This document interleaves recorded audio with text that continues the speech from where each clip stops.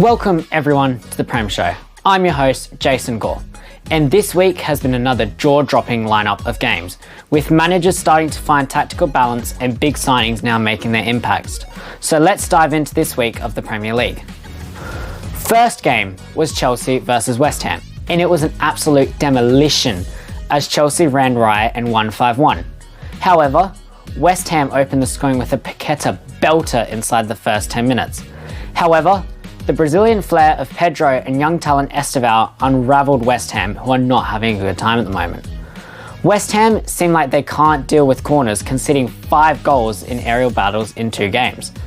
Chelsea were intense and creative and impressive as Maresca's side made an impression which can't be ignored. A championship side who struggled this week was Leeds, who conceded 5 to Arsenal. Gyökeres proved doubters wrong with a lovely finish and a well-taken penalty at the end. Timber proved to be deadly at corners, as if Arsenal didn't have like 9 players that are good in the box.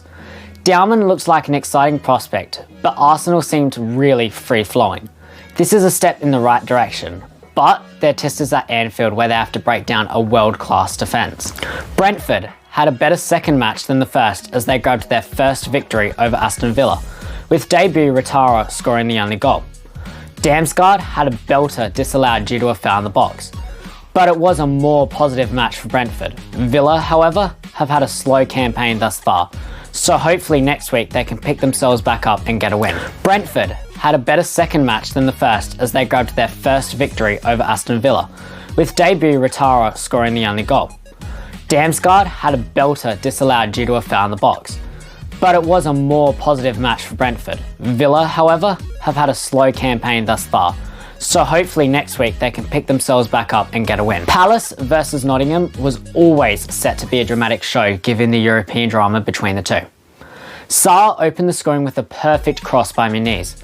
Then N'Doye split Palace with an exquisite pass and Hudson-Odoi provided a finish to level. Forest nearly won the game with former Botafogo forward Jesus hitting the post and Hutchinson putting a shot over the bar. United and Fulham clashed and could not find a winner as the game concluded in a 1-1 draw. Cunha has made a real impact as United look exhilarating on the attack, but last time against Arsenal they just couldn't score. If they're just more clinical in front of goal, then United can win more games. Bruno sent the ball to Nasser when asked to take a penalty and Yoro grabbed a goal from a corner. However, Iwobi served it up on a platter for Smith Rowe to equalise. Everton had their first game in the new stadium and it was a brilliant one. A 2-0 win over Brighton with Njai and Garner scoring, with Garner's goal being goal of the season contender already. Jack Grealish assisted both and looked like he was really starting to love his football again, which honestly, you love to see it. Man City had to face Tottenham and history repeated itself as they lost 2-0 to Spurs. Palhinha and Johnson scored as Man City's defensive issues were on show yet again as Tottenham got in behind and City had no answer. The difference between defence and attack is genuinely outrageous as their attack has so much quality while their defence really lacks. Tottenham looked great on the counter and were able to punish City for some terrible defending. Wolves lost 1-0 at the Vitality through a lucky Tavernier goal.